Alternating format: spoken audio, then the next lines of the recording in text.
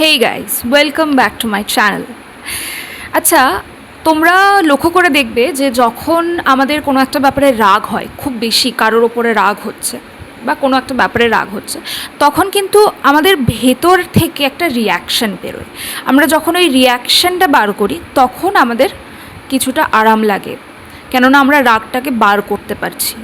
তো এখান থেকে আমরা শিখতে পারি যে কোনো ইমোশনই হোক, সেটা রাগ হোক বা অন্য কিছু হোক, সেটা এক্সপ্রেস হলে ঠিক হয়।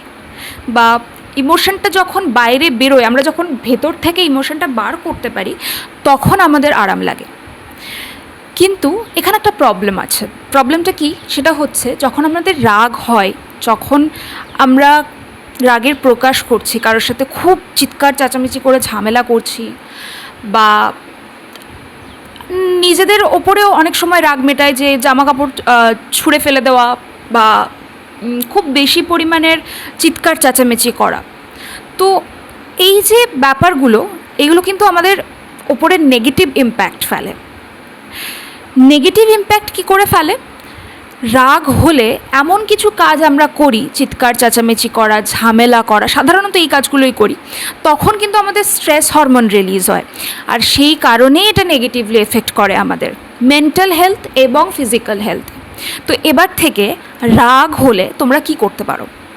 এটা কিন্তু একদম প্রথমেই হট করে হবে না, কেননা প্রত্যেকটা জিনিস প্র্যাকটিসের মাধ্যমে হয়, আর এটাও প্র্যাকটিসের মাধ্যমেই হওয়া সম্ভব। তো তোমরা এবার থেকে রাগ হলে একটা বালিশ নাও, যত যত জোর রয়েছে আর যতক্ষণ খুশি সেই বালিশটাকে মারতে থাকো। এটাতে কি হয়?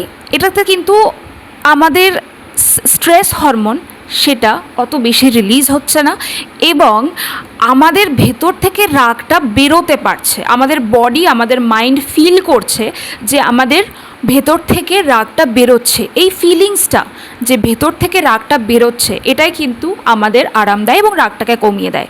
তোমরা এটা ট্রাই করে দেখতে পারো, কেননা এটা আমি ট্রাই করে দেখেছি, তো এটা আমার ক্ষেত্রে তো কাজ করেছে। তো তোমাদের ক্ষেত্রে কাজ করছে কিনা আমাকে কমেন্টে জানিও।